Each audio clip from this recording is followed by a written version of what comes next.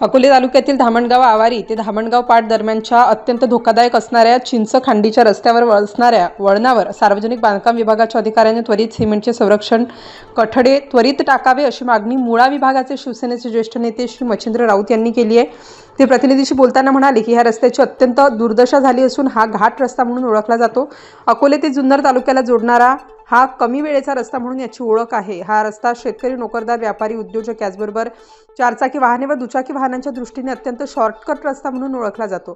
अकोले तालुक्यातील बागायत क्षेत्रातील अनेक शेतकरी ओतूर, आडेफाटा, उदापूर, बनकर फाटा, नारायणगाव या ठिकाणाहून बटाट्याचे बेणे व इतर भाजीपाल्याचे व फुलांचे रोपे आणण्यासाठी नेहमी ये-जा करतात। अत्यंत जवळचा रस्ता म्हणून या रस्त्याची ओळख आहे। हा रस्ता रुंदीकरण होऊन 2 पदरी करावा। या रस्त्यासाठी अकोल्याचे आमदार साहेबांनी त्वरित लक्ष घालावे अशी मागणी जोर धरू लागली आहे। सध्या रस्त्याची अत्यंत बिकट अवस्था झाली असून सध्या ठिकठिकाणी मोठमोठे खड्डे पडले आहेत। ते त्वरित बुजले जावेत व रस्त्याचे दर्जेदार काम करावे अशी मागणी प्रवाशांनी केली आहे। स्टार न्यूजसाठी भाऊसाहेब वागचौरे, अकोले।